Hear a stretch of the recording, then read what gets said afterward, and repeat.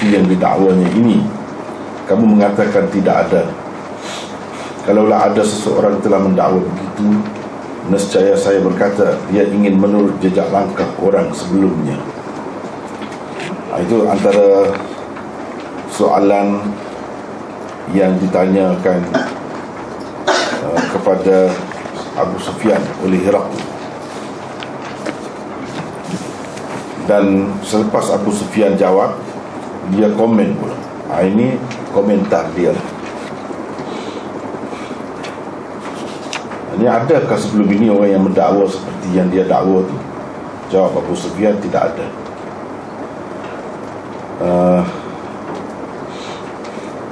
Kalau ada seseorang telah mendakwa begitu, nescaya saya berkata dia ingin menurut jejak langkah orang sebelumnya.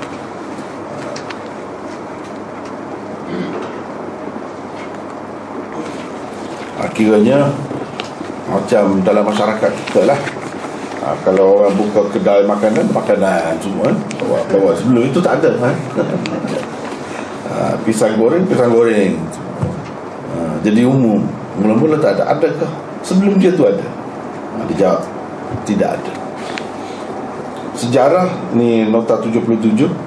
Sejarah telah membenarkan kenyataan Herakl di atas dan menyaksikan bahawa semenjak zaman kerasulan Nabi Isa alaihissalam dalam tempoh kira-kira 600 tahun, tidak ada seorang pun yang tampil mendakwa menjadi Nabi di mana-mana kawasan sekitarnya.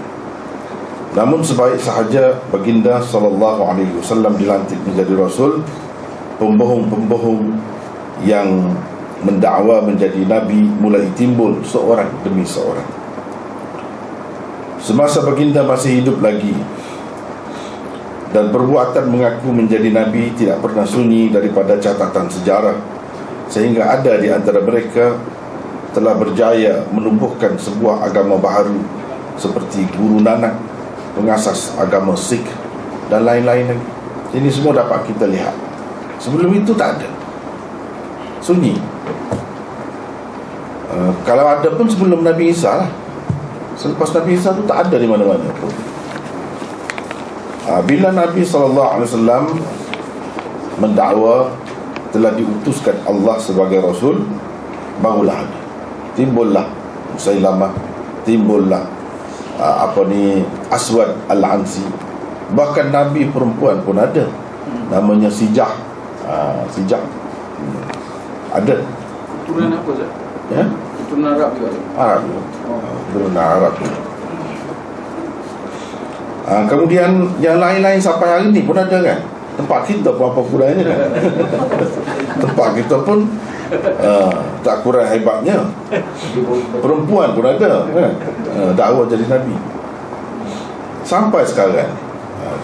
Tapi sebelum itu tak ada.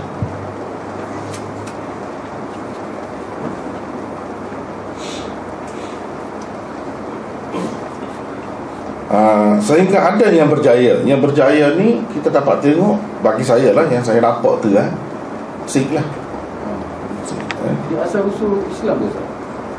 Dia Guru Nanak ni asalnya memanglah zahirnya sebagai Islam.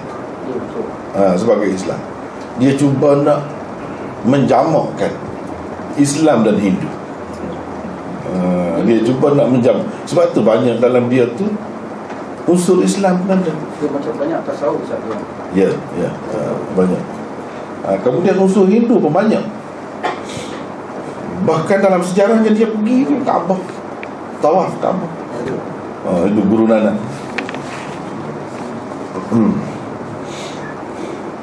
Tetapi akhirnya jadi satu agama baru yang memang hidup sampai sekarang ni. Hebatlah juga kita kata. Walaupun yang lain-lain tu tak nampak, tak ada sangat, sekejap-sekejap saja.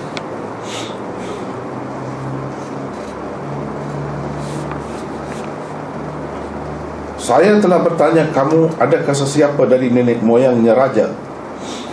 Kamu mengatakan tidak ada.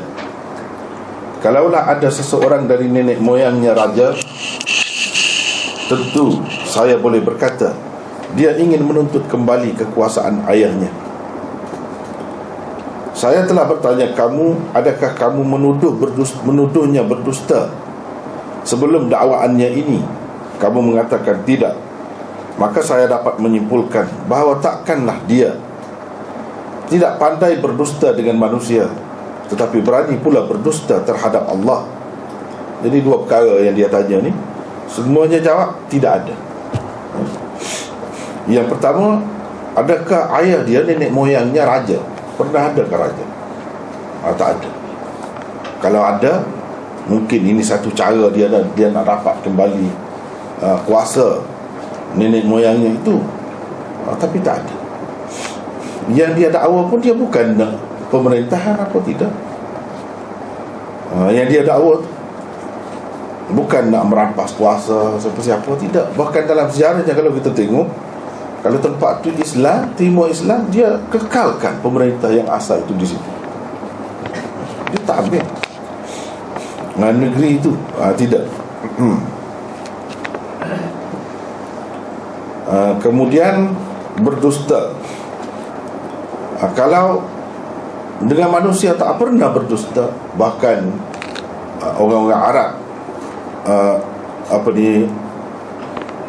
mengenali Rasulullah SAW itu sebagai Al-Amin, seorang yang amanah, jujur, tak pernah berdusta.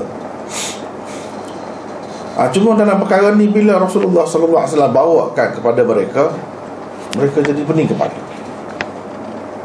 Nak tolak, kata dia ni berdusta, tak pernah berdusta. Tapi nak terima, terlalu ganjil. Bagi mereka lah, terlalu ganjil, pelik.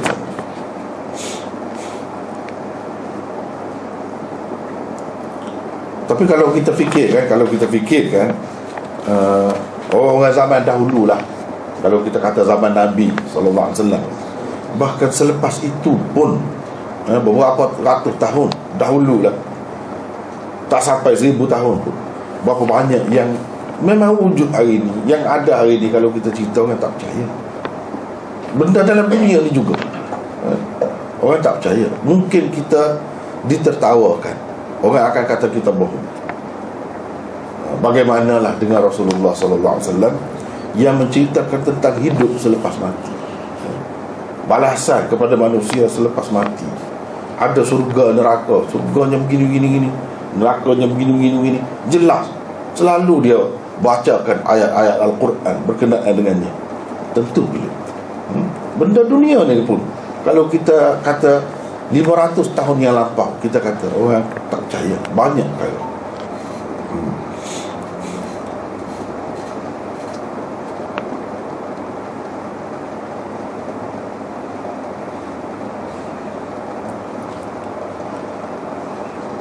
Nota 78, kebenaran kata-kata Nabi SAW sebelum itu memang tidak pernah dipertikaikan oleh seorang pun daripada orang-orang yang mengenali baginda. Kejujuran dan kebenaran setiap ucapan baginda yang diberikan julukan Al-Amin itu terbukti melalui satu peristiwa yang berlaku setelah Nabi SAW mendapat perintah daripada Allah Subhanahu wa ta'ala ini, wa anzir ashiratakal aqrabin, bermaksud dan berilah peringatan serta amaran kepada kaum kerabatmu yang terdekat. Setelah mendapat arahan tersebut, Nabi SAW pada suatu hari naik ke atas bukit Safa dan berteriak dengan sekuat-kuat suaranya, mengumpulkan kaum keluarga baginda seraya bertanya. Dia kumpul, mari sini, mari sini. Semua berkumpul, semua di bawah tu, dia duduk di puncak. Lalu dia bertanya, ara'aitum law akhbartukum anna al-adu yusabbihukum aw yumassikum ama kuntum tusaddiquni? Qalu bala. Bermaksud, apa katamu sekiranya aku mengatakan bahawa di sebalik bukit ini ada musuh yang akan menyerangmu pada bila-bila masa sahaja, adakah kamu tidak akan membenarkan cakapku? Mereka menjawab, semua jawab, kenapa tidaknya? Tentu kami percaya. Kenapa tidaknya? Sebab selama ni pun apa yang kamu cakap tu kita percaya. Kamu tidak pernah berdusta. Jadi ini semua menunjukkan jelas dan maklum dalam masyarakat kafir Quraisy itu, mereka terima Rasulullah sallallahu alaihi wasallam sebagai seorang yang benar, tidak pernah bercakap dusta.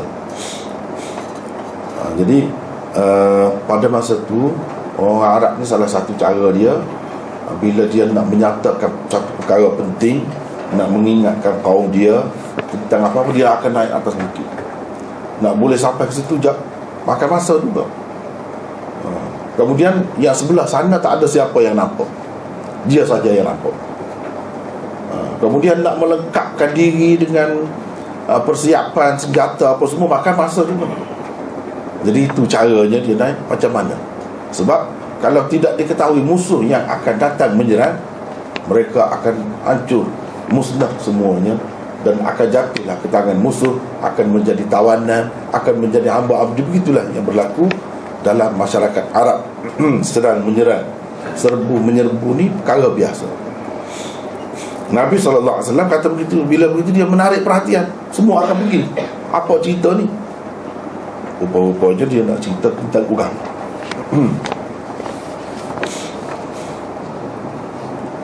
Ini hadis riwayat Bukhari juga. Kita akan bertemu nanti.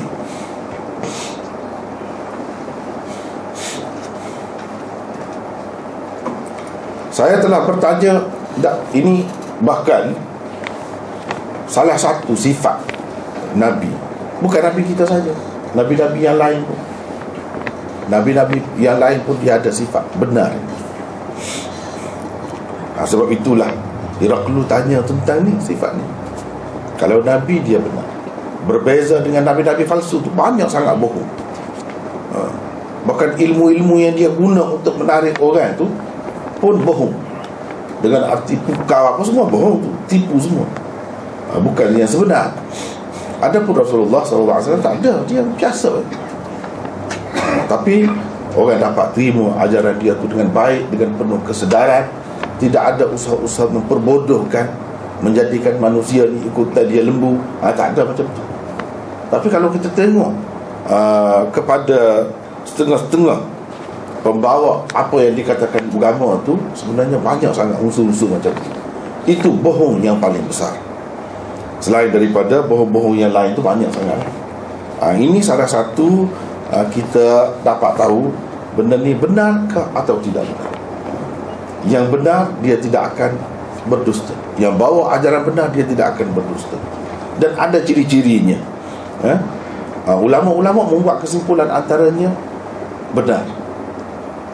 Itu perjuangan yang benar, bercakap benar, kemudian kehidupannya bersih. Tak ada sebarang penipuan, pengkhianatan, buat nyaya ataupun zalim kepada pihak lain. Tak ada. Dan tak ada memakai ilmu-ilmu yang tertentu untuk menundukkan orang. Tak ada. Dia hanya seperti biasalah, macam dia ajar kita buat macam mana, macam tu. Macam tu lah. Kita tengoklah setakat mana pengaruh ataupun kuasa yang ada pada amalan-amalan kita. Kuasa yang ada pada amalan-amalan kita tu zahirnya setakat mana. Tak ada, walaupun kita sembahyang 5 waktu setiap hari, sehingga orang jadi gila, jadi lupa, tak sedarkan diri dia, ikut apa saja kita kata, benda-benda yang tak masuk akal pun dia. Adakah begitu? Tak ada kan. Macam itulah juga Rasulullah SAW. Berbeza dengan orang yang pakai ajaran salah. Kerana apabila dia ajarkan, apabila dia kata, kemudian dia suruh amalan tertentu, dia jadi macam lain. Dia tak sedar diri, dia sudah jadi tidak waras. Orang nasihat, orang kata apa pun dia tak boleh, tak nampak dah. Ini ajaran yang salah. Kalau ajaran yang benar, tidak begitu sifat. Dan dia bersih. Bersih dari segi makan minum, dia jaga bersih. Segala-galanya hidup bersih, suci, zahir dan batin. Ini salah satu ciri-ciri ajaran yang benar. Dan orang yang bawa ajaran yang benar begitu sifatnya. Adapun orang-orang yang bawa ajaran salah, dia ada unsur-unsur kotor, unsur-unsur kotor. Kalau kita perhatikan, kita akan bertemu. Kemudian salah satu sifat Nabi-Nabi ialah benar. Sebelum dia dilantik menjadi Nabi lagi, dia tu sudah benar. Diketahui sebagai seorang yang jujur, Al-Amin. Apa lagi selepas jadi Nabi lagi lah. Selepas jadi Nabi,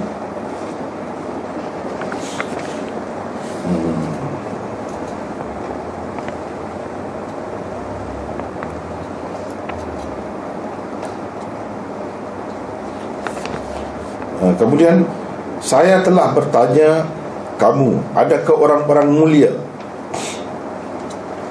pada pandangan orang ramai mengikutnya atau orang-orang lemah? Kamu menjawab, dari kalangan orang-orang lemah. Mereka itulah. Ini komentar dia buat ni. Selepas dia tanya, Abu Sufyan jawab, lepas tu dia buat komentar sendiri. Komentar dia ni penting. Sebab apa? Ini sebenarnya Abu Sufyan akhirnya dia katakan, inilah kali pertama hati dia mula terbuka untuk Islam. Sebab apa? Dia tengok seorang raja yang hebat, empire besar, kemudian diketahui sebagai seorang yang sangat alim di kalangan mereka, pun kata begini. Dia lebih tahu. Sebab orang-orang Arab ni kalau ahli kitab kata, dia lain. Sebab mereka anggap ni orang yang berpengetahuan agama lebih daripada mereka. Biasalah begitu kan. Kita ni kalau sama kita cakap, kita tak apa-apa nak dengar. Kalau orang lain cakap, lain pula kan. Kita lebih percaya begitu. Ini pun begitu lah. Sebab Rasulullah tu di kalangan mereka, dia tawarlah, dia tak ada masing. Tapi kalau dia dengar Heraklu kata, orang asing kata, baru dia nampak kelebihan orang di sebelah dia.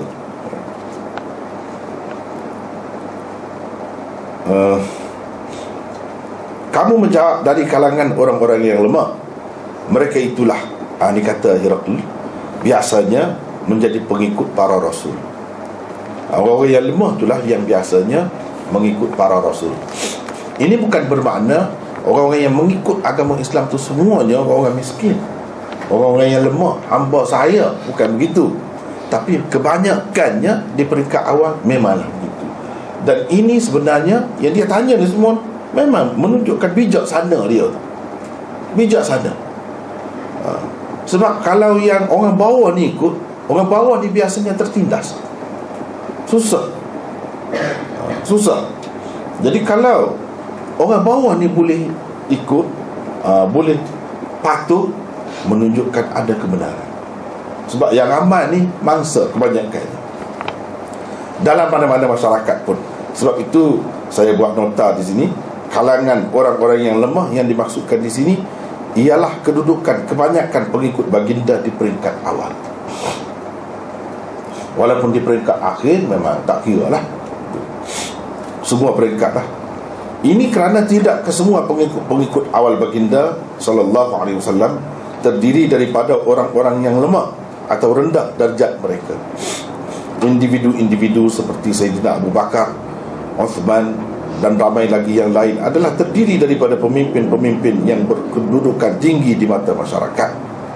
Jadi semua, bahkan yang kita maklum sebagai sahabat 10 yang dijanjikan syurga tu, semuanya orang-orang yang hebat tu dalam masyarakat. Bukan orang bawahan, bukan hamba, tak pernah jadi hamba, bukan orang miskin, bukan orang yang berketurunan rendah, tidak, semuanya keturunan mulia. Itu sahabat 10 dan memeluk agama Islam di peringkat awal. Di peringkat awal lagi. Ini semua ni orang-orang yang semasa jahiliah pun sudah memegang jawatan yang penting dah. Sahabat 10. Selain daripada itu, ramai lagi yang lain. Tapi kalau nak kira dari segi nisbah, jumlah keseluruhan mereka itu, maka ramailah yang susah. Ramai yang susah, yang hina, dianggap hina, ataupun masyarakat bawahan. Kenyataan Heraklu ini juga menunjukkan bahawa lazimnya seseorang pejuang bangsa atau pemimpin revolusi akan mendapat simpati dan sokongan daripada golongan marhim dan masyarakat bawahan terlebih dahulu. Memang gitu. Kalau nak berlaku perubahan besar, dia daripada bawah. Memang begitu. macam sunnatullah. Kita tengok bukan Islam saja, dia disokong oleh bawah, yang bawah tu. Sebab yang bawah ni ramai yang tertindas. Kalau dia boleh ikut tu, mana dia kira orang ni akan membela dia lah. Jadi maknanya Nabi SAW ni langsung tidak ada kata nak cari kedudukan di kalangan orang-orang yang berada, di kalangan orang-orang yang berkedudukan, tak ada. Dia pergi daripada bawah. Bukan dia nak pengaruhi orang-orang yang ada kedudukan itu saja, tidak. Dia semua pergi. Itu dah cara Rasulullah SAW. Dan walaupun dia pergi semua, tetapi yang mula-mula mengikut dia ialah golongan bawahan. Golongan bawahan. Sebab dia, kalau kita tengok kan, Rasulullah SAW ajar sama manusia ni, semuanya anak Adam. Tidak ada kelebihan orang putih daripada orang hitam, orang berkulit merah daripada berkulit gelap. Tidak ada, kecuali dengan takwa. Itulah yang disebutkan, kecuali dengan takwa. Itulah antara yang menarik.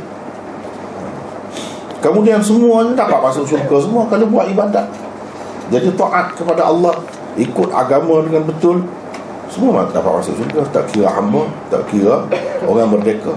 Pada masa tu ada hamba, terlalu ramai hamba. Hamba pun diterima baik.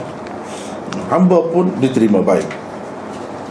Itulah sebabnya masyarakat bawahan ini, yang rendah darjatnya ni, ramai mengikut Rasulullah SAW di peringkat awal.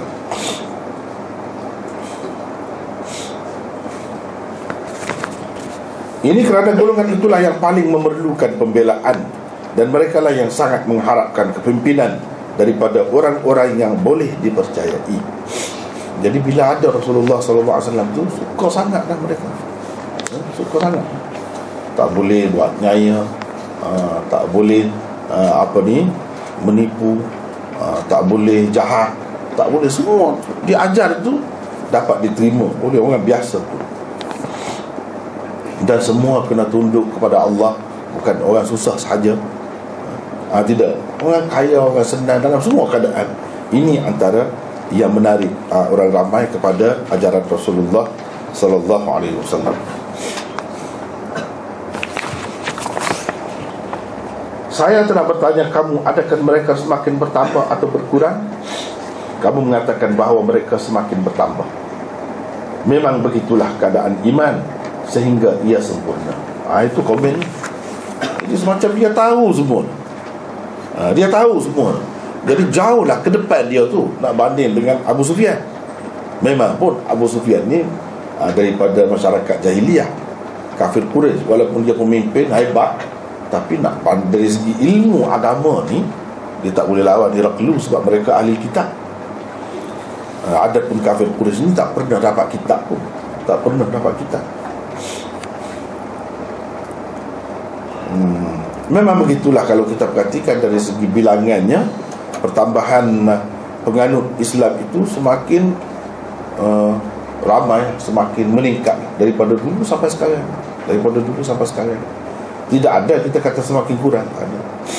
Sebab itulah kalau kita baca dalam sejarah, susah, mesti ada sesuatu yang tak kena tu. Kalau orang Islam tak kena sangatlah meninggalkan agama. Sebab kalau agama lain nak meninggalkan agamanya mudah. Tapi kalau orang Islam nak meninggalkan agamanya agak susah.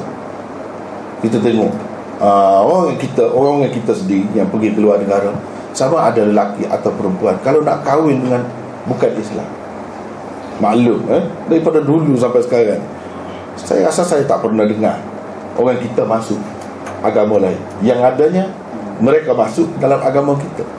Tak kira yang Islam itu lelaki atau perempuan. Itu mana kekuatan itu. Satu kekuatan. Kalau ada juga, itu ada tu satu perkara besar yang tak kena tu. Mesti kena selidik, kena siasat. Di mana tak kena, mesti ada.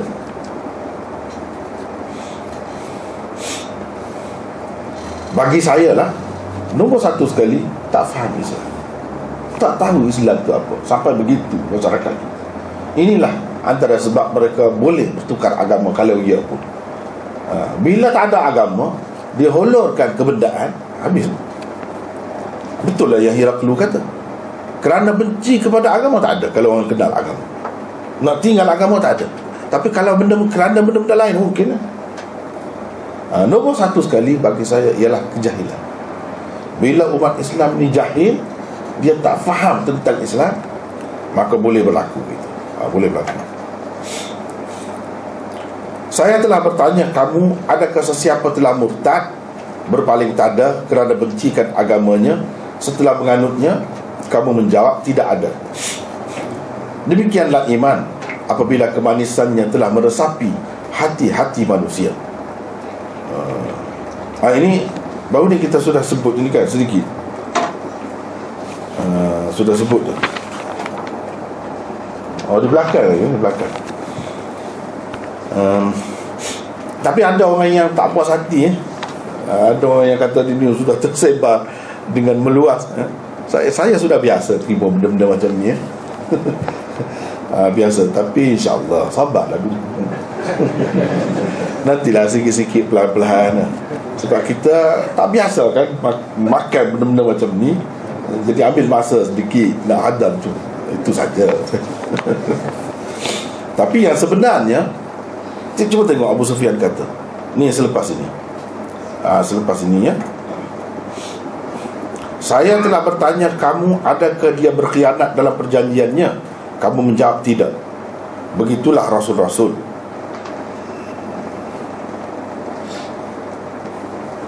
Itu kata Abu Sufyan sebelum ni ya.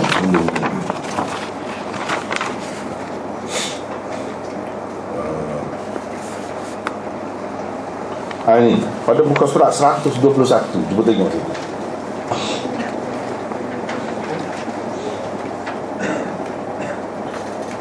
Heraklius berkata, adakah dia pernah mengkhianati sesuatu perjanjian yang dibuatnya? Saya menjawab tidak pernah.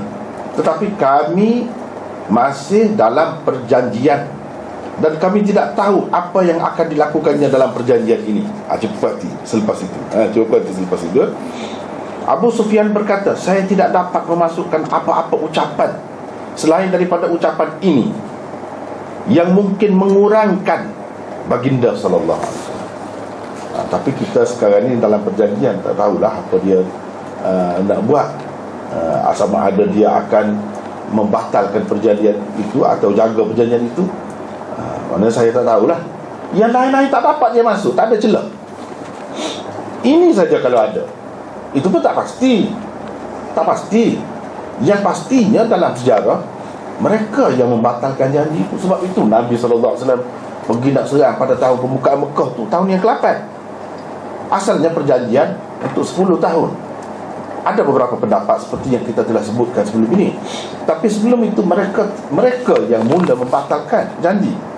Dengan sebab itu dalam setengah-setengah riwayat, tapi saya tak ambil itu. Sebab itu tak berapa sahih. Saya tak ambil. Ada yang menyebutkan Heraklius kata, macam mana dia tidak batal? Kamu dulu yang batalkan. Kamu dulu yang batalkan janji itu. Jadi macam mana dia batal janji? Dia ada sekutu masing-masing ini, sekutu Rasulullah dengan sekutu kafir Mekah bertelagah. Kemudian sekutu kafir Mekah ni dia pergi serang sekutu orang-orang Islam. Jadi orang kafir Mekah ni pergi tolong sekutu dia dalam memerangi sekutu orang-orang Islam di Madinah. Sedangkan dalam perjanjian tak boleh buat begitu. Dia buat dulu. Itu maknanya mereka yang merobohkan janji itu dulu. Itu jelas. Tapi sebenarnya cerita tak ada Heraklius kata begitu. Kamu yang dulu, kamu yang buat dulu. Yang adanya macam ni, sekadar ni sajalah. Jadi Abu Sufyan kata, saya tak ada celah, tak ada ruang langsung untuk nak mengurangkan Rasulullah sallallahu alaihi wasallam. Kalau ada seperti yang baru ni kan, kalau ada yang di menantu dia sendiri telah murtad, mesti dia katalah, bawalah alasan itu. Itu telah, bukan akan, tak tahu lagi. Itu telah murtad kan. Kalau betul, kenapa dia tak kemukakan itu? Untuk mengurangkan Rasulullah, boleh kurang tu. Sebab dia tanya,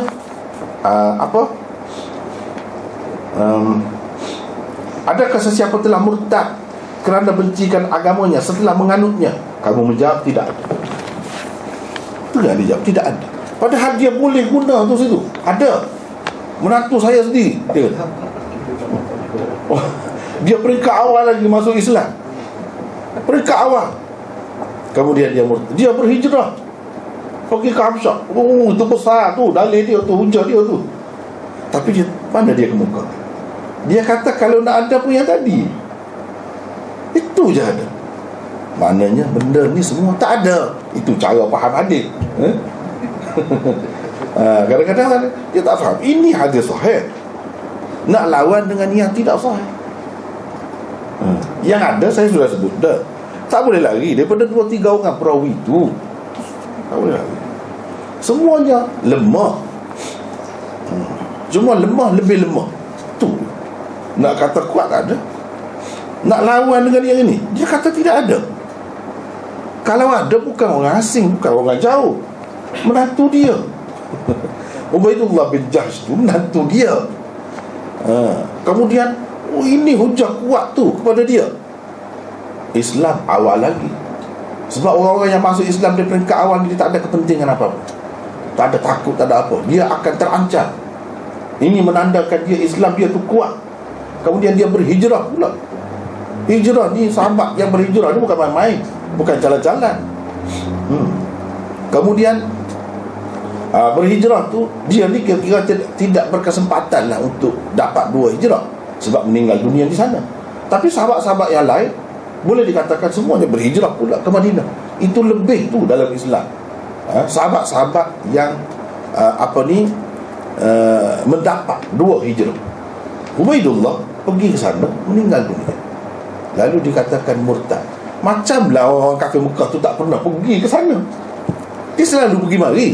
Sebenarnya orang kafir Mekah pergi sana, orang Habsyah mari ke Mekah. Ini biasa pada masa tu. Takkan dia tak tahu. Dia kata tak ada. Kalau tidak ini hujah paling besar.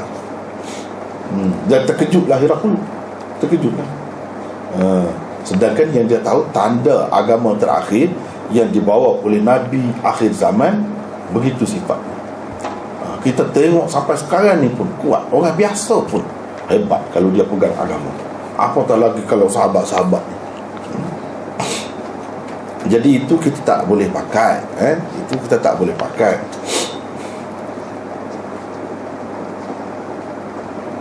Saya ada satu perkara lah. Sebab ada salah seorang peserta kita disebut, dia sebut macam ada je, ada saja golongan tertentu. Dan bila kita sebut, dia ada saja nak komen.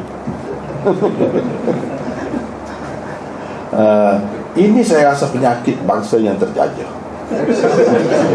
Sebenarnya penyakit bangsa yang terjajah. Kalau orang mengaji aliran akademik Inggeris ni, dia kena orang putih kata dulu, barulah betul. Kalau sama kita hebat macam mana pun dia, lebih kurang Abu Sufyan dengan Rasulullah dululah. Kalau sama dia tak ada hebat macam mana, dia kena orang lain. Dia kena orang lain. Ini satu penyakit juga sebenarnya. Kalau orang kita ni, dia kena Arab dulu kata, kalau belajar agama. Kalau tidak Arab kata, dia macam tak percaya. Macam mana orang Melayu boleh dapat benda macam ni? Inilah satu penyakit. Dia tidak cuba nak buat dulu apa-apa pun. Tengok dulu semasa nak buat kereta nasional ke apa, hanya sibuk. Buatlah dulu, tengok. Kita tak percaya. Kalau orang lain buat semua elok, yang kita buat tak elok. Yalah, kalau tak elok pun boleh diperbaiki kan. Buatlah dulu. Ini satu penyakit.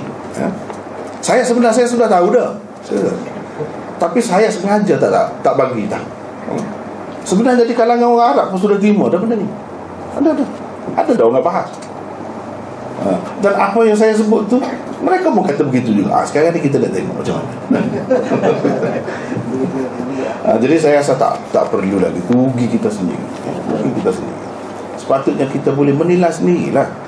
Yang lebih tu mana-mana pun tetap lebih, yang kurang tu mana-mana pun tetap kurang. Itu sebenarnya jiwa bangsa merdeka. Merdeka lama dah kan. Tapi benda-benda macam ni masih tak lepas lagi sebenarnya. Kat sini tak merdeka. Itulah benda ni.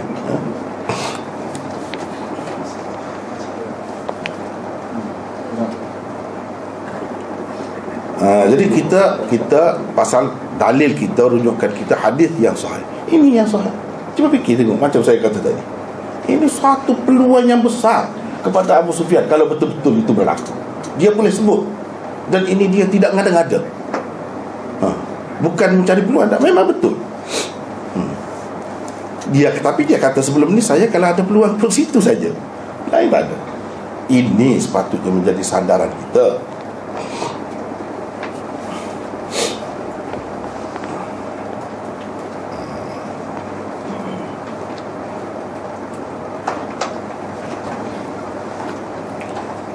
Kemudian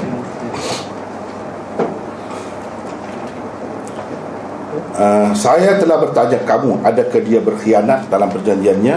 Kamu menjawab tidak. Begitulah rasul-rasul, mereka tidak mungkir janji. Seterusnya, saya telah bertanya kamu tentang apa yang diajarnya. Kamu menyebutkan bahawa dia mengajar kamu supaya menyembah Allah dan tidak mempersekutukannya dengan sesuatu. Dia melegah kamu menyembah berhala. Dia menyuruh kamu bersembahyang, bercakap benar, dan memelihara diri daripada perkara-perkara keji.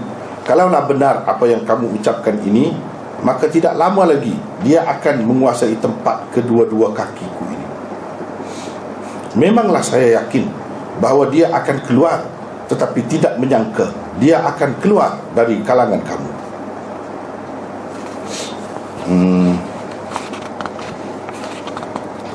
Baiklah.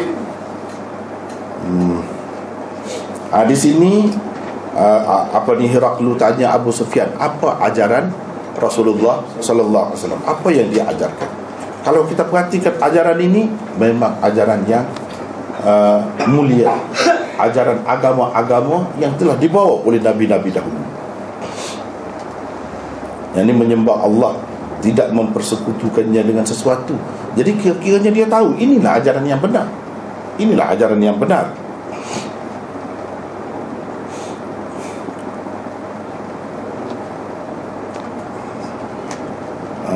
Dan di sini hadis ini masih lagi ringkas, masih lagi ringkas. Imam Bukhari akan kemukakan beberapa kali lagi, dan ada beberapa perkara yang tidak disebutkan di sini akan disebut di sana. Ada beberapa perkara lagi yang disebut dalam ajaran yang diajarkan oleh Rasulullah sallallahu alaihi wasallam. Kalaulah benar apa yang kamu cakapkan ini, maka tidak lama lagi dia akan menguasai kedua-dua tempat kedua-dua kakiku ini. Maksudnya dia akan menguasai negeri ini ataupun kawasan-kawasan yang dikuasai olehnya. Dan memang benar apa yang dikatakan oleh Heraklu ini memang menjadi kenyataan. Kenyataan Heraklu di atas seolah-olah menafikan pengetahuannya tentang kemunculan tidak, ini yang kemudian yang satu lagi itu menjadi kenyataan. Cumanya ia menjadi kenyataan di zaman sahabat Sayyidina Umar, baru betul-betul jatuh. Semasa Nabi SAW tak jatuh lagi. Ini secara tidak langsung memberi makna Nabi SAW menganggap perjuangan sahabat-sahabat dia yang kemudian itu adalah perjuangan dia juga. Kemenangan mereka adalah kemenangan dia juga. Macam mana kalau ada orang yang nak menafikan, memutuskan hubungan perjuangan Rasulullah itu dengan sahabat-sahabat? Mana boleh. Mana boleh. Di suatu ketika dahulu orang-orang tak sedar, benda ni tersebar dengan meluas. Khomeini kata di dalam bukunya Al-Hukum Al-Islamiyah, dan ramai juga orang yang baca tapi dia tak perasan, setengah-setengah tu cuba menterjemah. Saya tak pasti kenapa tak ada sekarang, mungkin ditarik balik pun, Wallahualam. Sudah ada terjemah dalam bahasa Melayu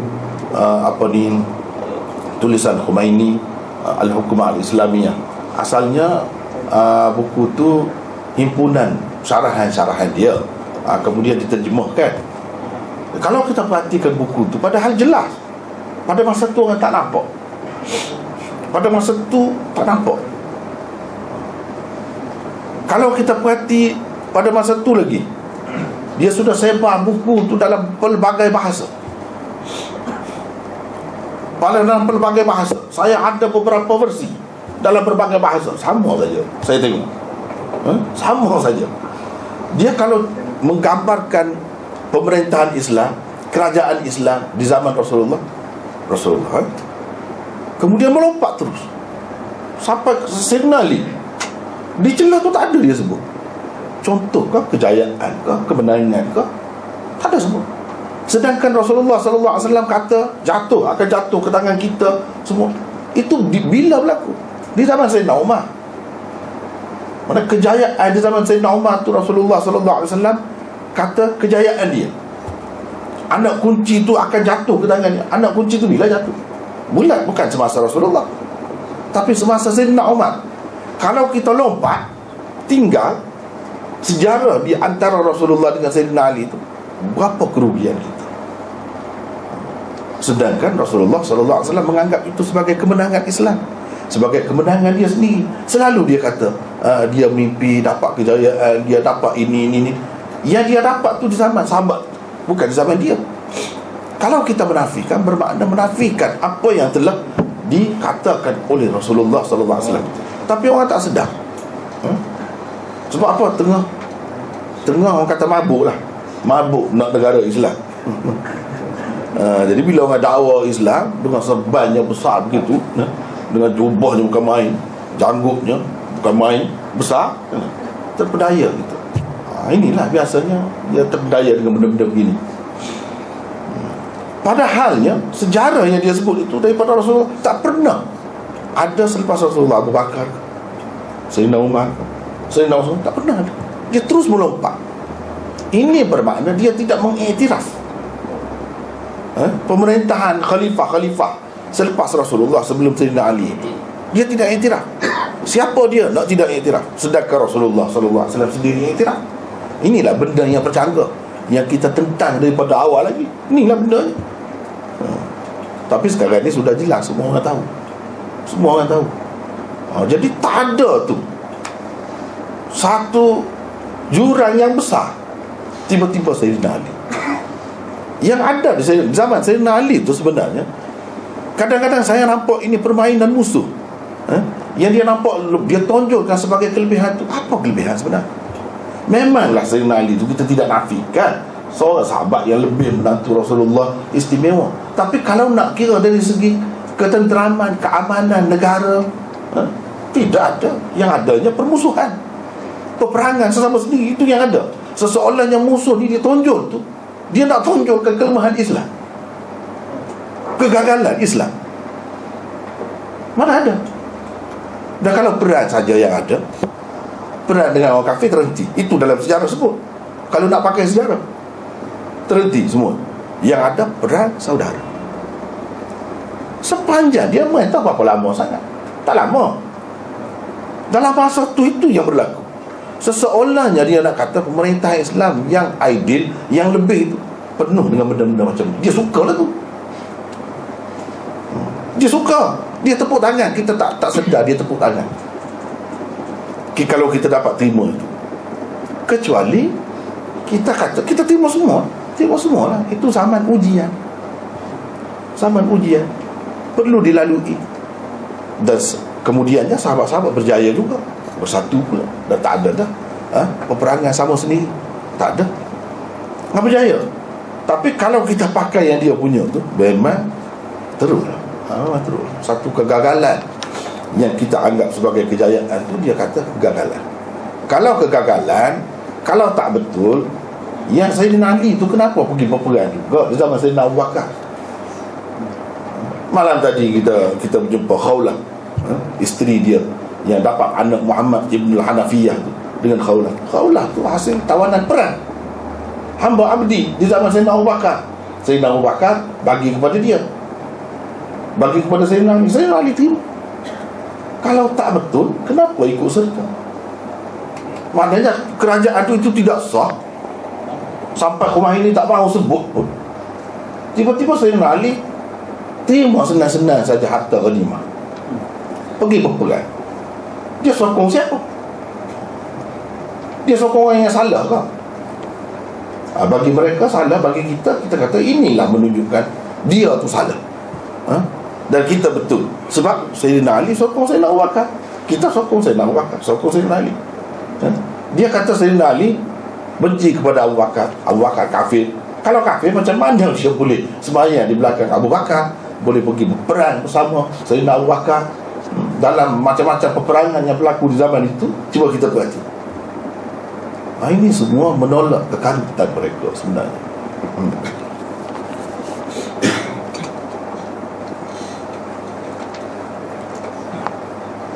Kalaulah saya pasti bahawa saya akan sampai kepadanya, tentu saya akan berusaha menemuinya. Dan kalaulah saya berada di sampingnya, nescaya saya akan membasuh kakinya, yakni berkhidmat kepadanya. Sampai begitu sekali dia kata. Jadi ketika itu dia dengan penuh perasaan, dengan penuh kesedaran dia kata. Jadi Abu Sufyan dan orang kafir Mekah yang bersama dia itu dengar. Mereka hormat kepada ahli kitab ni. Jadi seperti kita maklum, Heraklius ni memang alim. Selain daripada dia pemerintah, yang menguasai empire yang besar itu, selain daripada itu, dia ni seorang yang sangat alim. Sama taraf kealimannya dengan padri yang berada di Rom pada masa itu, sahabat dia, yang mana kemudian kita akan baca sahabat dia tu kena bunuh bila dia masuk Islam. Itulah yang Heraklius takut. Jadi dia kata sampai begitu seorang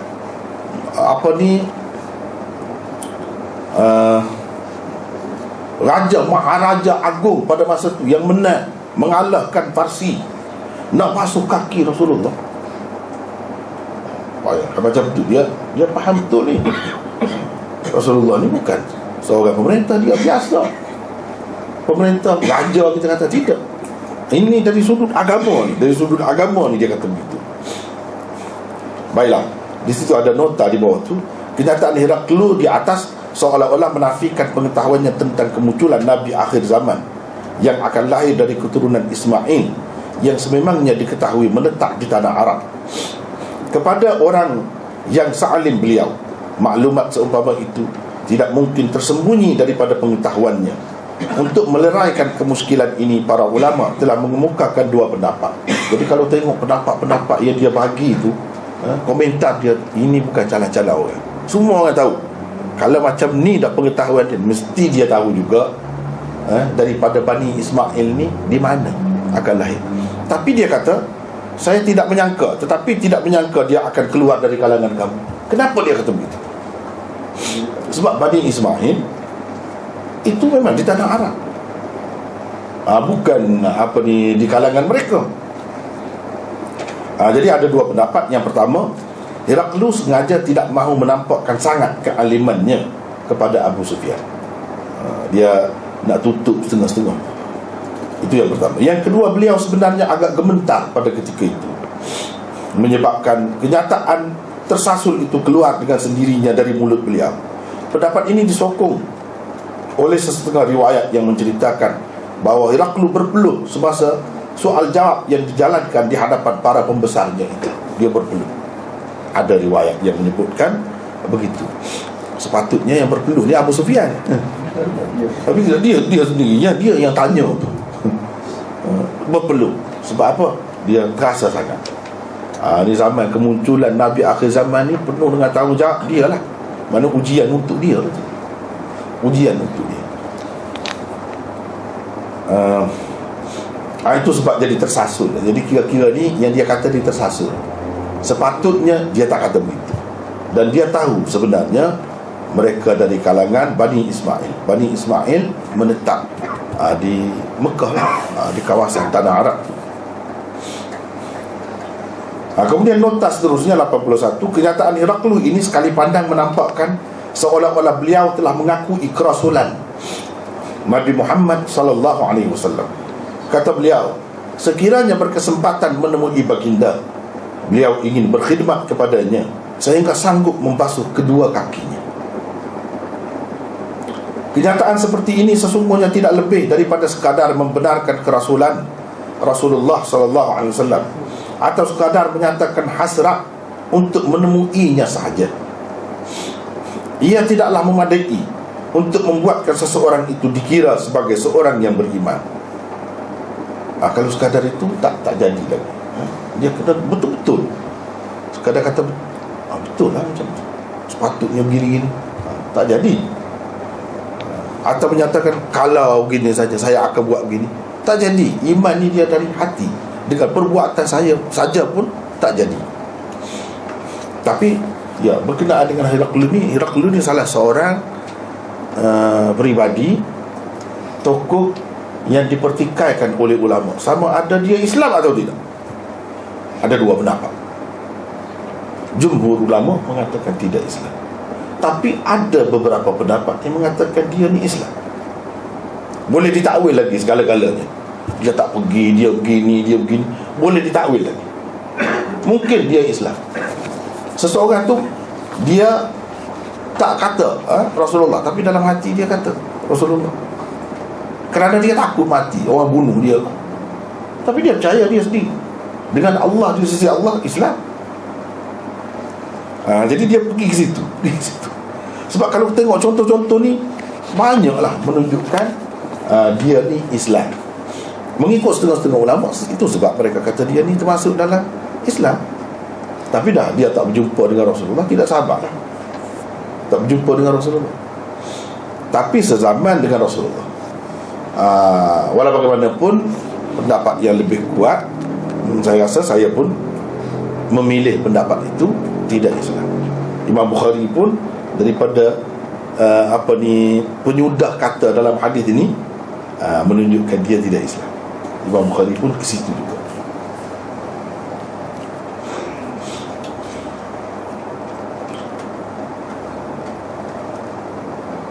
Kalau beliau benar-benar beriman, tentulah beliau yakin sepenuhnya dengan jaminan yang diberikan Nabi SAW di dalam surat yang diutus baginda kepadanya, bahawa Islamlah kamu, nescaya kamu akan selamat. Kalau Islam betul, orang kata begitulah. Tapi orang boleh jawab lagi. Antara orang yang mengatakan dia ni Islam, Ibnu Abdul Bar, dan ramai lagi yang lain, bukan seorang dua juga, ramai juga. Sebab apa dia kata? Orang kata begini, kalau dia yakin, kalau dia Islam tu, dia percayalah Islamlah kamu, nescaya kamu akan selamat. Bila selamat, yang dia takut tu kena bunuh, tak akan kena bunuh lah. Kalau kena bunuh, tak selamat lah. Manalah dia nak faham sampai macam tu? Tidak semua orang dia faham selamat ni tidak semesti dalam dunia. Selamat di akhirat, ia boleh jadi juga. Dalam dunia aku tak selamat, dia takut mati tu. Jadi takut, kerana takut mati, dia tak menyatakan keislaman dia. Hakikat dia ni Islam, dia terima, sudah Islam. Mengikut setengah-setengah ulama lah. Baik, kalau kita kata ini, dia tak faham begitu. Dia tak faham keselamatan di dalam dunia, untuk dalam dunia, untuk di akhirat. Dia nak selamat dunia akhirat. Kita andaikanlah, andai bagi jalan kepada orang-orang yang berpendapat dia ni Islam. Jadi kalau Islam macam mana? Selamat tu, dia tak faham selamat tu dalam dunia. Mana dia tak kena bunuh, bahkan dia nampak dia akan kena bunuh, seperti sahabat dia juga. Seorang lagi padri besar di Rom tu kena bunuh, dia pun akan kena bunuh juga. Jadi dia tak faham macam tu. Dia nak sambil-sambil Islam, dia dapat juga dunia. Berapa ramai orang Islam juga, tapi dia terlibat dengan dunia. Dia berdosa, dia salah, dia dosa besar, itu cerita lain. Tapi dia tu Islam. Sebab berkata mereka tak mungkin orang siapa macam ni kata ni, dia mana tidak Islam lagi. Cumanya dia ada tu, kita kata penyakit lah, penyakit atau buah takut. Buah takut tu dia ada, dan tak mahu hilang kuasa. Tak mahu hilang kuasa. Kadang-kadang orang yang orang Islam pun ada, berapa ramai yang Islam tak mahu hilang kuasa, dia buat macam-macam yang menyalahi agama. Tapi itu bukan bermakna dia keluar daripada agama. Dia tidak Islam, dia kafir, tak mesti begitu. Masalah Islam atau kafir ini masalah hati. Allah SWT saja yang tahu. Itu pendapat orang yang mengatakan dia ni Islam, itulah alasan mereka. Keyakinan yang akan menjadi seperti keyakinan para sahabat yang tidak akan gentar lagi untuk mereda apa jua rintangan apabila dijanjikan dengan janji seumpama itu. Ini kata orang yang kata dia ni tidak Islam lah. Inilah alasan. Sebaliknya, ketakutan Heraklius terserlah melalui tindakannya memerintahkan agar semua pintu istananya dikunci dan beliau mencari tempat yang tinggi dan selamat untuk berucap. Kalau kita tengok hadis ini, di akhirnya begitu. Beberapa kali, ini kali pertama, dengan pembesar-pembesar dia ada, dia sudah tengok, semua diam, semua tengok. Kemudian lepas tu dia bising, cakap sama dia. Abu Sufyan dah tak faham, dia pun diperintahkan supaya keluarlah mereka semua. Jadi di situ sudah kecoh dah. Di situ nampak dah kecoh yang pertama. Yang kedua, di tempat lain, dalam satu majlis, dia kumpulkan semua, dia suruh tutup pintu istana semua. Kemudian dia berucap di tempat tinggi. Dia memang bijak. Dia tahu kalau tidak, dia mungkin orang terkam dia, bunuh dia. Seperti yang berlaku kepada sahabat dia tak mahu begitu lah. Tapi yalah, wallahu alam, kita serah kepada Allah SWT. Yang sebenarnya benda-benda masih khilaf lagi. Walaupun dari segi hujah-hujah zahirnya, saya sendiri lebih cenderung kepada dia tidak Islam. Hakikatnya serah kepada Allah. Serah kepada Allah. Sebabnya masih lagi bagi orang yang mengatakan dia Islam, boleh ditakwil. Ada kemungkinan dalam keadaan begitu seseorang tu masih boleh Islam lagi, walaupun dia takut, walaupun dia nak dunia, walaupun dia ini masih boleh Islam lagi. Kemudian dia berucap.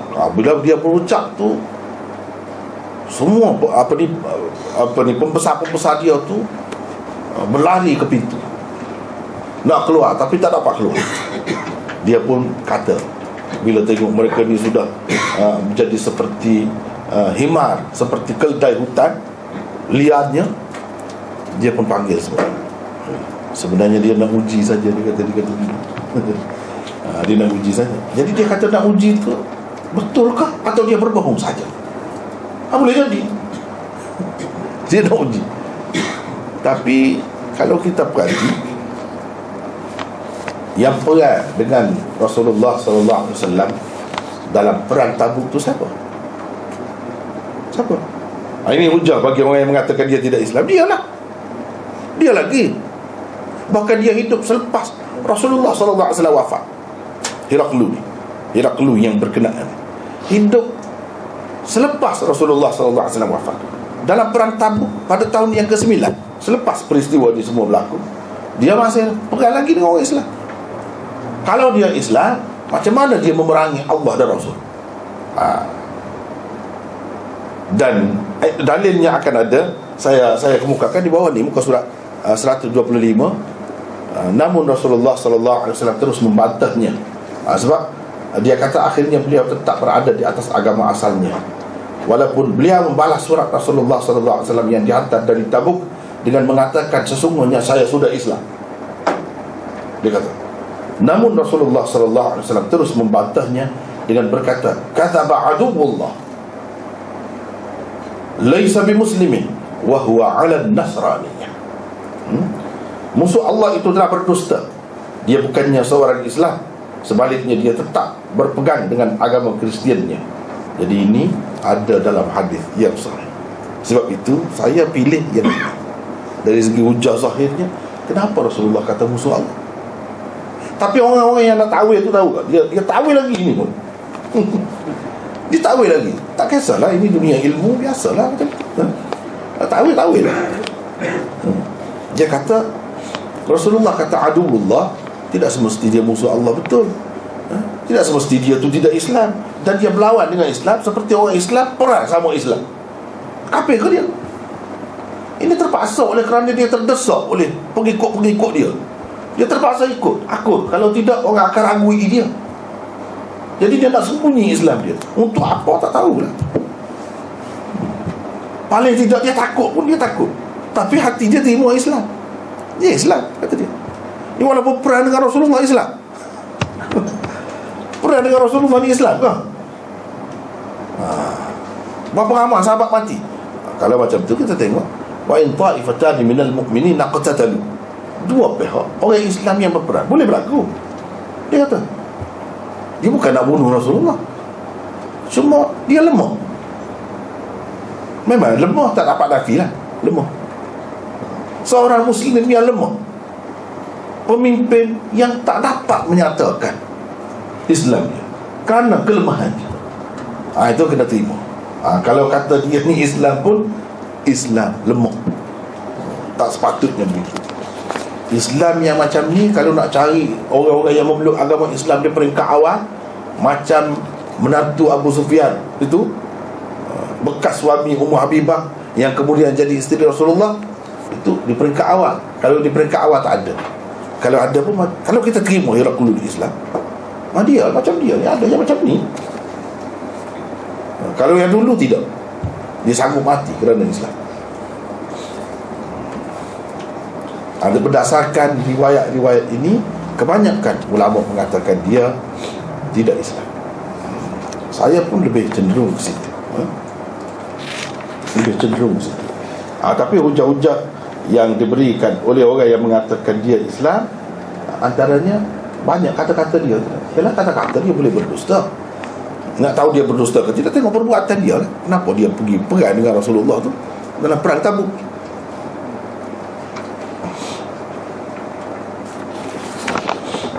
Kemudian beliau meminta surat Rasulullah sallallahu alaihi wasallam yang dihantar baginda sallallahu alaihi wasallam melalui Dihya Al-Kalbi kepada pembesar Busra pada tahun ke-7 Hijrah. Lalu pembesar Busra memberi surat itu kepada Heraklius dan beliau membacanya. Jadi ini barulah dia minta surat itu.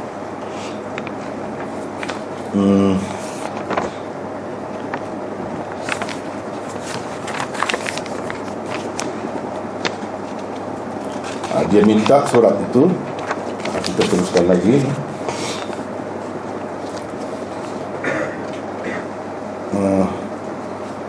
Ini ada nota di situ.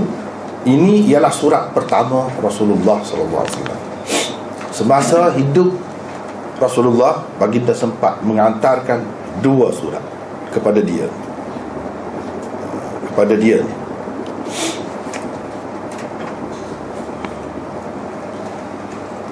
Maharaja Rum. Surat itu dihantar Rasulullah setelah termeterainya perjanjian Hudaibiyah pada tahun ke-6 Hijrah.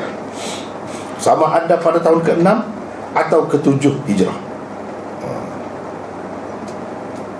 Ada 2 pendapat itu. Perjanjian Hudaibiyah pada tahun yang ke-6. Kalau kita mengambil kira antar itu lewat sikit, tahun yang ke-7. Itulah. Setelah menerima surat pertama dari Nabi SAW, beliau terus menghantar surat itu kepada ketua padri di Rum yang merupakan kawan baiknya untuk bertanyakan pendapatnya. Nama ketua padri itu ialah Dughatir. Padri Dughatir membalas suratnya. Di dalam suratnya, Padri Dughatir menyatakan ciri-ciri yang ada pada orang yang mengutuskan surat kepadanya itu memang menepati ciri-ciri Rasul yang dinanti-nanti. Jadi kawan dia pun sama dengan dia juga pendapat. Kalau macam ni betul lah tu. Setelah mendapati kawannya yang merupakan ketua padri tersebut menerima bahawa Nabi SAW adalah Rasul yang terakhir yang ditunggu-tunggu, tambahan pula ketua padri di Syam turut membenarkan mimpi-mimpi yang dialaminya, Heraklius mengambil keputusan untuk mengisytiharkan keislamannya di hadapan pembesar-pembesarnya dengan harapan mereka akan menurut jejak langkahnya demi menerima pandangan ketua padri di Rum tersebut. Jadi dia fikir dengan cara dia buat begitu, dia memang cerdik. Heraklius ni memang seorang yang licik, liar, lihai, ahli politik lah kita kata, ahli politik, pemerintah. Kalau tidak dia tak boleh dapat mengalahkan Farsi tu. Memang dia ni seorang ahli politik yang licik dan ahli agama juga dia. Jadi cara dia dibuat macam mana? Dia tidak terus. Dia hantar surat kepada kawan dia. Kawan dia tu ketua padri nombor 1 di Rum. Dia nak menyatakan juga Islam. Dia sudah rasa dah ini betul ni, tapi dia tak mahu nyatakan lagi. Dia ini sikap orang politik. Dia berhati-hati, dia tidak terus cakap.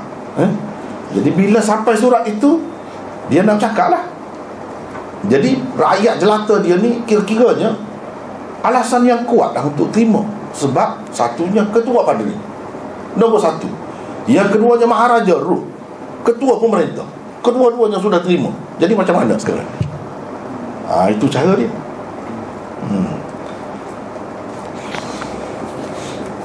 Jadi dia pergi semasa bertemu ni di Ilya dia bertemu dengan Abu Sufyan semua ni. Lepas tu dia dapat surat tu. Surat itu dihantar ke Rum kepada kawan dia tu. Dia diminta balas. Bila balas itu, dia sudah pulang ke Hims. Dia tidak berada lama di situ, di Ilya atau Baitul Maqdis itu. Sebab pergi ke Ilya atau Baitul Maqdis itu sekadar nak memenuhi nazarnya sahaja. Bila sudah dia melepaskan nazar dia tu, dia balik semulalah kepada Hims. Ini cerita ni, surat sampai dia nak istihad tu di Hims pula. Di Hims itu ada istana dia juga di situ. Hims ni di Syria. Di Syria. Adapun Ilya tadi, kalau sekarang ni di Palestin.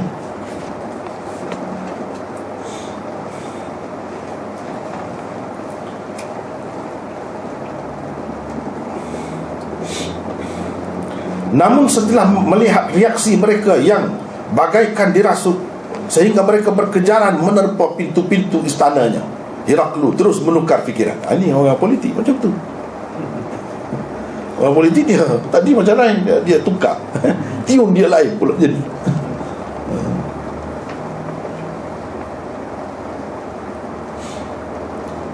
Heraklu terus menukar fikiran demi menyelamatkan kekuasaannya dengan berdalih mengatakan bahawa kenyataannya membenarkan kerasulan Nabi sallallahu alaihi wasallam itu hanyalah sebagai ujian kesetiaan mereka terhadap pegangan yang mereka anuti selama ini sahaja. Selepas itu mereka puas hati, sukalah pengikut-pengikut, pembesar-pembesar. Lalu mereka sujud kepadanya. Sampai orang sujud kepada dia, dia tak nyatakan Islam. Bagi orang yang kata dia Islam tu, teruklah orang Islam macam ni kan. Tapi yalah, dia kata dia boleh jadi Islam, boleh jadi Islam. Sebab mereka ni mengharapkan yang lebih baik untuk manusia ni. Kita baik sangka lah. Kita tak setuju dengan pendapat dia, tak apa lah. Tapi kenapa mereka berpendapat? Kalau ada ruang untuk kita kata dia tu Islam, walaupun dalam keadaan serba kurang sekalipun. Sebab besar artinya kalau kita kata kafir, tidak Islam. Dan besar juga artinya kalau kita kata dia Islam, walaupun dia teruk macam mana sekalipun. Tapi kalau dari segi manfaat duniawi lah, tak nampak lah. Untuk umat Islam tak nampak. Kelebihannya dia tu Islam dengan cara begitu, tak nampak. Bahkan sampai dia diseret oleh pengikut-pengikutnya pergi perang Tabuk dengan Nabi. Itu satu perkara yang pelik. Sampai begitu sekali. Tapi manusia ni boleh jadi kerana puasa, kerana nak hidup lama, dia boleh buat apa saja. Dia boleh buat apa saja. Sama ada kita kata dia Islam atau tidak Islam, dia boleh buat apa saja. Surat kedua diutuskan oleh Nabi SAW kepada Heraklu ketika baginda telah sampai ke Tabuk bersama seramai kira-kira 30,000 orang pejuang pada tahun ke-9 Hijrah. Ini Rasulullah SAW kerah sahabat-sahabat dia dalam peperangan ini. Tak pernah dia kerah macam ni. Selalunya seperti kita sudah bincangkan sebelum ini dalam Kitabul Maghazi, bahawa Nabi SAW dia guna bahasa kiasan, sindiran. Dia tak terang nak pergi perang. Sahabat-sahabat maklum itu. Dia kata nak pergi sini-sini, padahal nak pergi perang. Dan dia tidak perlu ramai, tak ramai macam perang Badar apa semua tu, untuk menyatakan hikmat Allah di sebaliknya lah.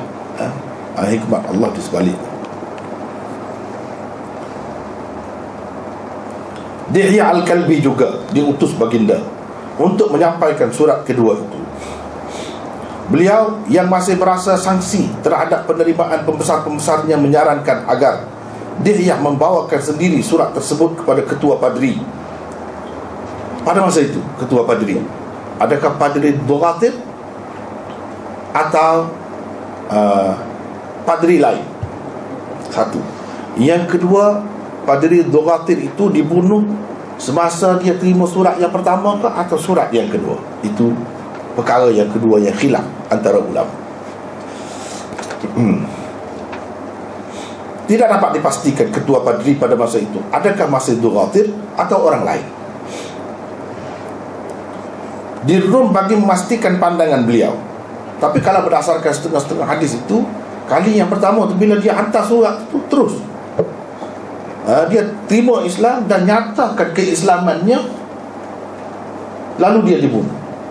Dan dia pun cepat-cepat keluar pergi cerita kepada Heraklius. Begitu. Tapi ada juga setengah-setengah ulama mengatakan tidak, dia tidak menyatakan terus, cuma dia balas surat, dia mengatakan betul. Dia tidak nyata lagi, tidak isytihar seperti dia masuk mandi, lepas tu dia keluar dengan pakaian baru, dia isytihar depan dia. Itu kali yang kedua selepas itu. Ada juga yang kata begitu. Yang ni Dughatir juga. Kalau kita kata Dughatir itu telah mati dah dulu, bermakna ni padri lain pula lah. Heraklius suruh dia pergi dekat seorang padri itu pun kena bunuh juga. Itu dahsyat. Itu yang menyebabkan Heraklius itu takut. Dia kira pasti kena bunuh. Sebab itu dia kata, kalau saya rasa saya dapat sampai kepada dia, saya akan pergi dengan apa cara. Mana pergi akan berjumpa Rasulullah, tapi dia percaya dia tak akan dapat sampai. Maknanya dia berada dalam keadaan lemah tu, dalam keadaan terkawal tu. Walaupun dia raja pun kira-kiranya ada pengintip-pengintip, ada orang-orang yang perhati segala gerak-geri dia. Mana tak akan sampai, dia akan mati tengah jalan. Sebab itu dia kata, kalau saya dapat sampai. Jadi bagi orang yang terima dia Islam, dia kata ini semua ni, kalau dia tidak Islam, apa makna? Tak ada orang kafir nak pergi basuh kaki Rasulullah SAW. Kalau nak pergi khidmat sampai begitu, tu nak masuk Islam tu kiranya.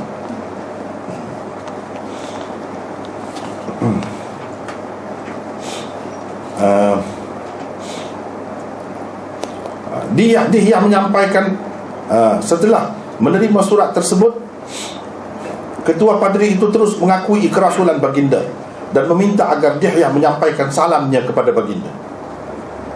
Seketika itu juga beliau pergi mandi dan menukar pakaian, lalu keluar dan mengucap 2 kalimah syahadah di khalayak ramai. Sebab dia alim. Beliau juga mengajak mereka agar beriman dengan Rasul akhir zaman itu.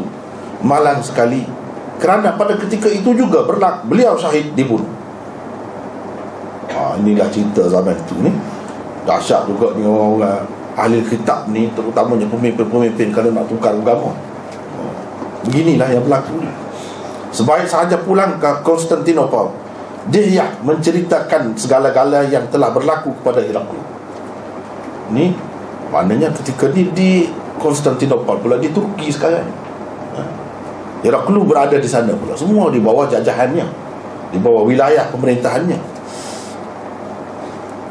Dihyah menceritakan segala-gala yang telah berlaku kepada Heraklius. Maka sebagai mengukuhkan alasannya, Heraklius mengatakan bahawa beliau juga akan mengalami nasib yang sama jika mengambil langkah yang serupa.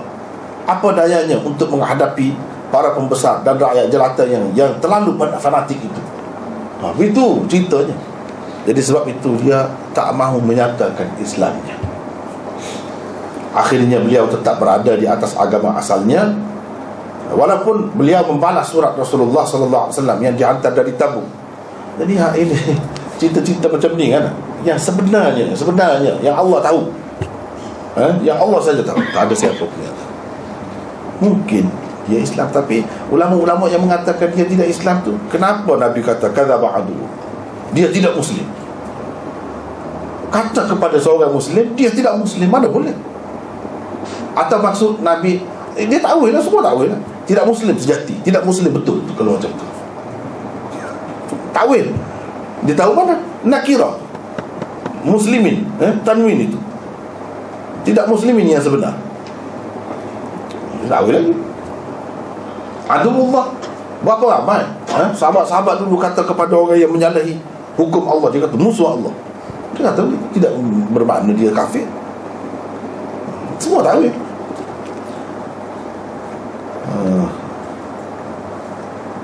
Ini saya sebut rujukannya. Semua ada di situ rujukan. Antara bukti Heraklius tidak memeluk agama Islam setelah menerima surat pertama Rasulullah SAW ialah peperangan Mu'tah yang berlaku pada tahun ke-8 Hijrah, apabila beliau menghantar bala tenteranya untuk menentang tentera-tentera Islam. Walaupun beliau tetap menghormati surat Nabi SAW dengan menyimpannya dengan baik di dalam selembar kain sutera dan menyatakan kerajaannya akan terus kekal selagi surat tersebut masih selamat di dalam simpanan pewaris-pewaris. Ini kan pelik perbuatan dia. Tapi dia simpan dalam selembar sutera, dia simpan pesan kepada anak cucunya, kerajaan kita akan selamat selagi ada ni. Sampai begitu. Tapi dia berperang dalam perang Mu'tah dengan sahabat-sahabat tu. Berapa ramai meninggal dunia. Ja'far apa semua tu meninggal dunia situ. Lepas balik daripada Habsyah, hijrah ke Habsyah, balik setahun, tahun yang ke-7, tahun yang ke-8 mati, putus tangan, habis putus.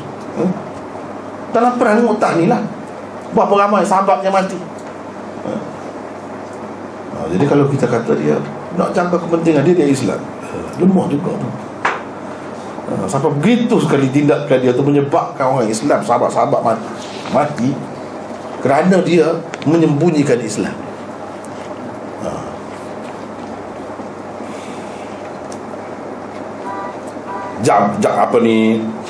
Ja'far bin Abi Talib kan, Ja'far At-Tayyar disebut itu. Rasulullah SAW nampak dia terbang dalam syurga.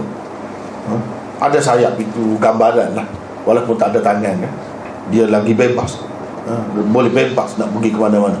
Bukan ada sayap macam tu, tak ada tangan seperti manusia yang sebenarnya. Kalau macam tu bodoh, berbeza daripada ahli syurga yang lain. Ini nak cerita bebas dia tu nak pergi ke mana-mana. Alam misalnya digambarkan begitu. Dia ada sayap, boleh pergi ke mana-mana, bebas.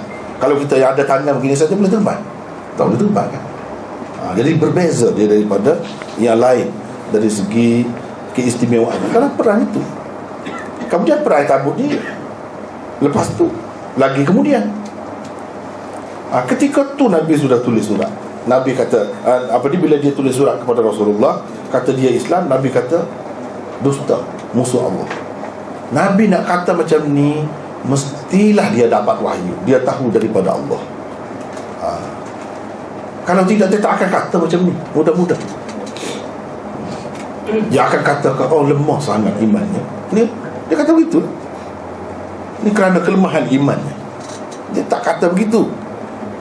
Dia kata tidak Islam, dia masih di atas Kristiannya. Orang yang takwil itu dia takwil zahirnya.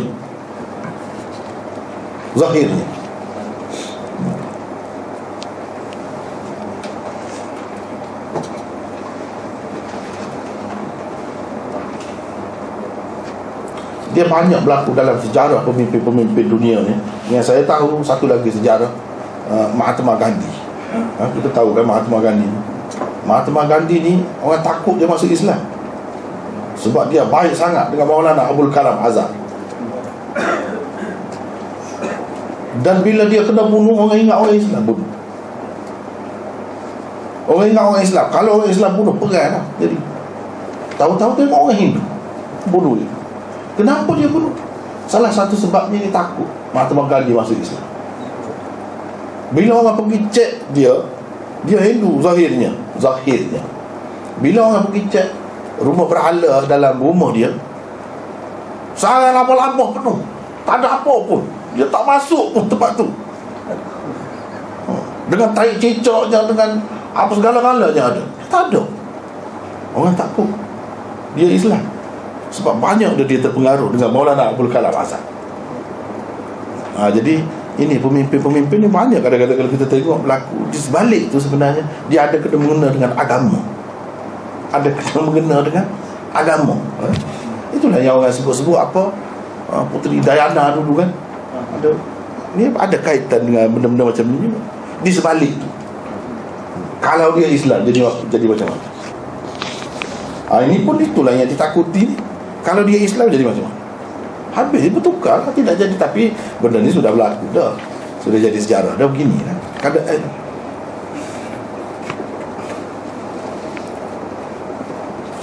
Kemudian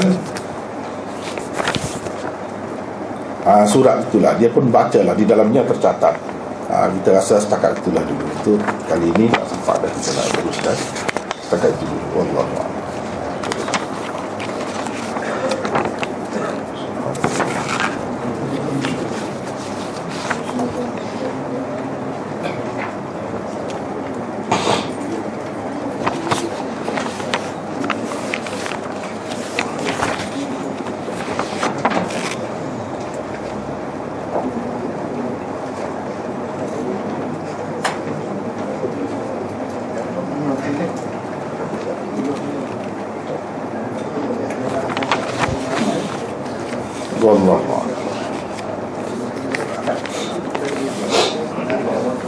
Kalau kita kita pegang pada pendapat orang katakan jadi Islam, dia Islam, boleh kita pada nama macam Najasyi.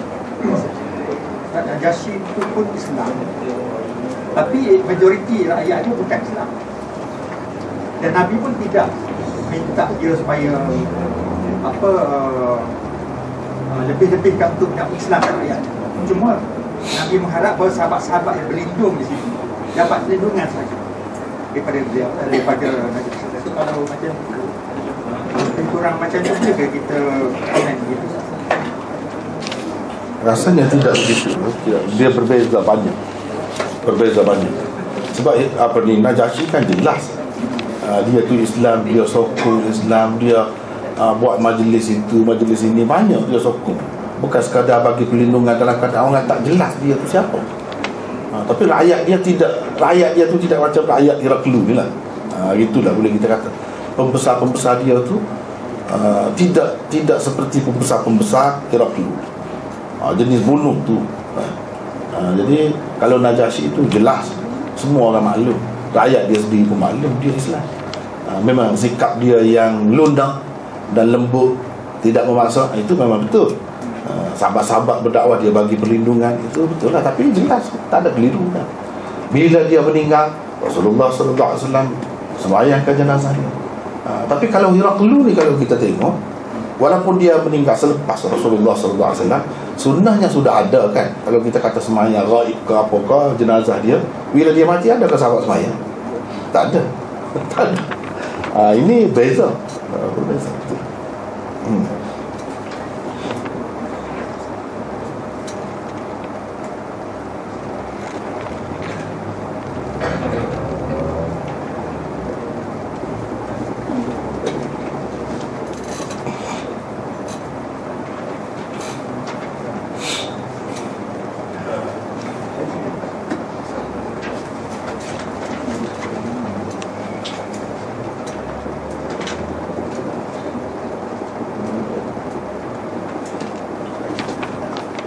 Ada beberapa soalan, 3 soalan di sini.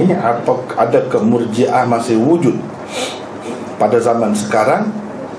Akidah dan politik, saya rasa sebagai satu kumpulan jamaah tak ada. Tetapi dalam amalan individu, fahaman individu banyak.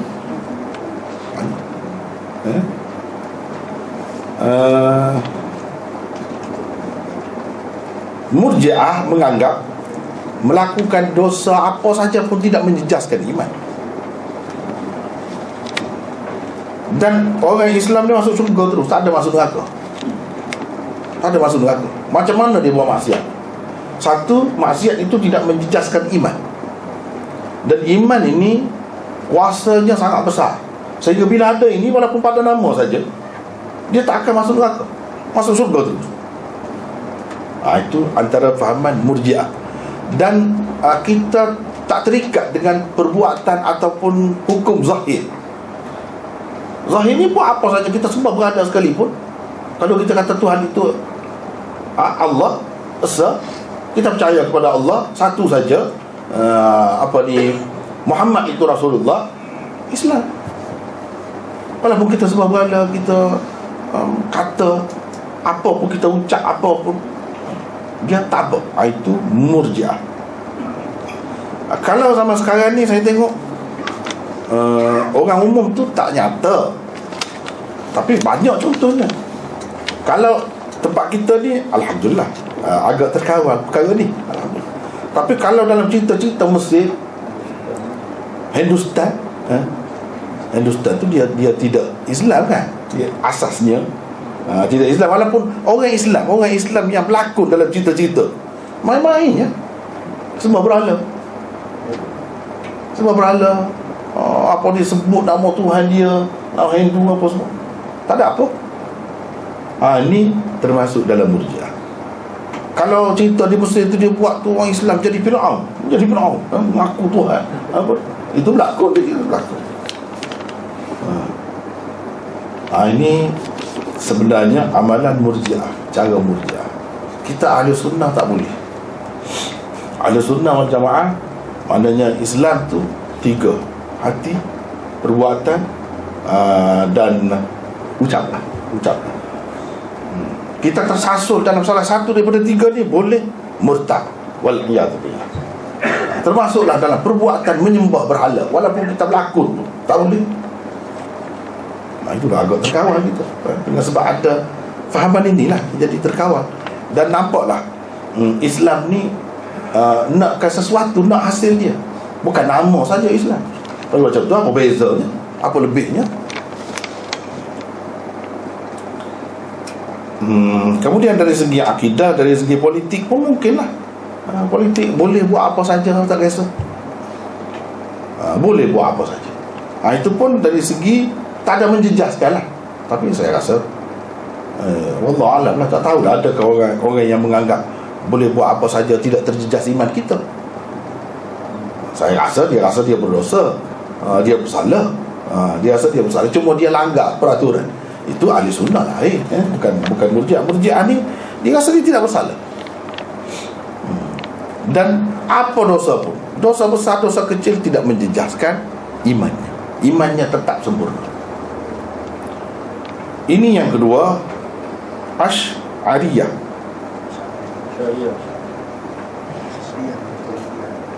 Apa tulis, apa ni maksudnya? Asy'ariyah tu kak? Adalah ketetapan takdir. Apa maksudnya? Saya tak faham ni. Maulana setuju? Asy'ariyah adalah ketetapan takdir. Apa maksud ni? Saya tak faham.